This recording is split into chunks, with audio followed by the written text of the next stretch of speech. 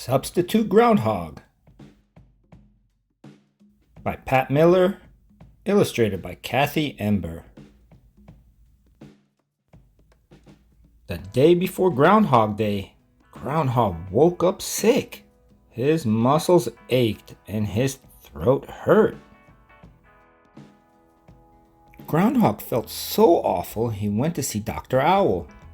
"You have a bad case of the flu, you do," said Dr. Owl. "You need hot clover soup and bed rest for 2 days. "How many?" asked Groundhog. Two, hooted Dr. Owl. But Groundhog Day was tomorrow. Groundhog couldn't let everyone down because he was too sick to do his job. He tried to think of something. Weather teller wanted. No experience needed.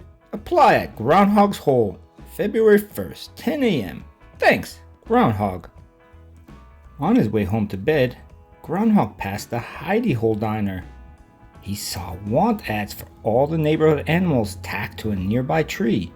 Skunk was looking for a roommate. Again. Mr. and Mrs. Duck were returning north and had their nest for rent. "I know what I'll do," Groundhog thought. "I'll advertise for a substitute groundhog." By 10 o'clock, a line of animals waited to try out.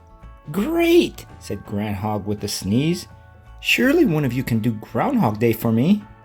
Mole was first. "You have to go down in my hole," Groundhog told Mole.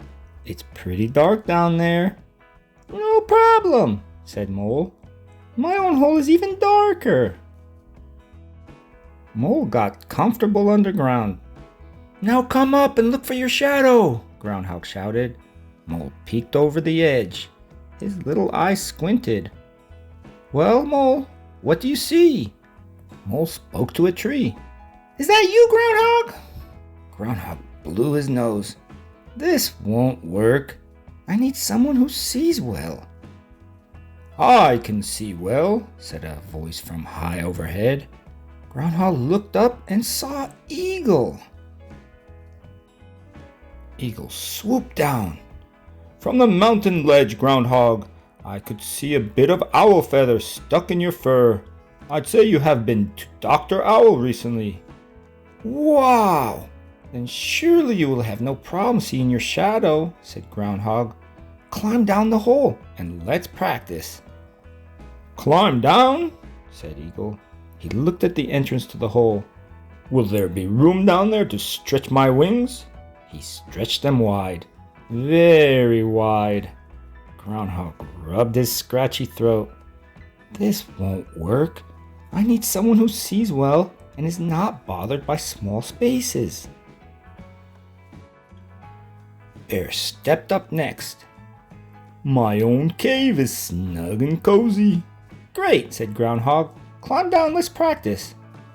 "This is perfect," yelled Bear from the hole. "It's even more comfy than my own cave." "Come out and take a look," called Groundhog. There was no answer. Groundhog poked his head below ground. "Bear, come look for your shadow." The only answer was a deep, slow snore. Groundhog was frustrated. He needed a substitute who could see well, wasn't bothered by small spaces, and wouldn't fall asleep. "I can do it! Let me try!" Squirrel bounced to the front of the line. "Okay," said Groundhog. "Go down the hole, come back up, and look for your shadow." Squirrel leaped in. Then she popped her head back up. Groundhog said, "See your shadow?" "Oh, I forgot to look!" Down she went. She popped back up. She dropped back down. "I keep forgetting to look!" Squirrel giggled. She popped up and down some more. "This is fun!" she said. But what Groundhog needed was someone who would pop up and stay up. By now, Groundhog was feeling even worse. He thought of his warm bed.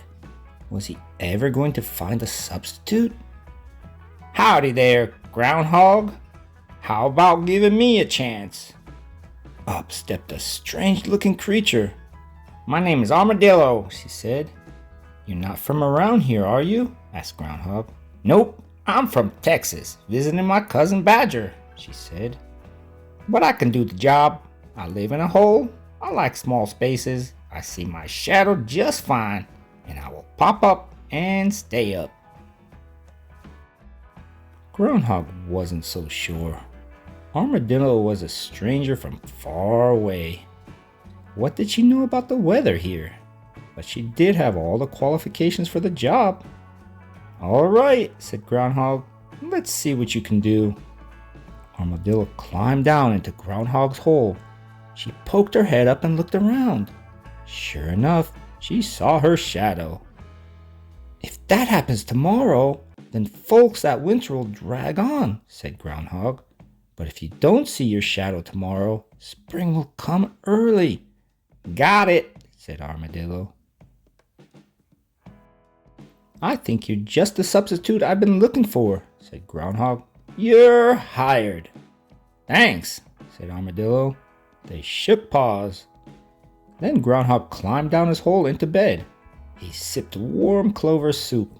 He plumped his pillows and tucked his sore self under the flannel quilt. The next morning, the animals gathered early to hear what Armadillo would say. It was cold and crisp as the sun peeked over the forest. Badger served hot chocolate. Squirrel bounced in cheers for Armadillo. Eagle flew high above the trees. Muddy Mole looked sleepy, and Bear was still in bed. The animals grew quiet as Armadillo poked her head up and carefully looked around. There on the ground, she saw the shadow of her tiny ears and pointy nose.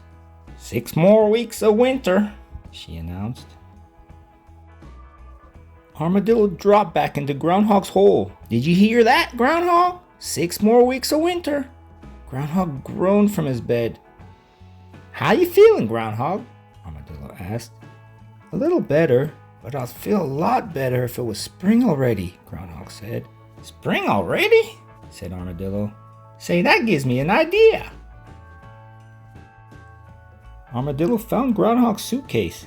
"Get your gear together, Groundhog," she said. "It's already spring in Texas. You can come home with me." "Really?" said Groundhog. He imagined himself rolling in warm grass instead of sneezing through 6 more weeks of cold. "You bet," said Armadillo. Groundhog jumped from his bed. He grabbed his teddy bear and his toothbrush and tossed them into his suitcase. "I always wanted to see Texas. Do you think they have cowboy hats in my size?" asked Groundhog. "Sure as Texas has a Lone Star," said Armadillo. Together they walked through the cold to the bus station, and their shadows followed them all the way there.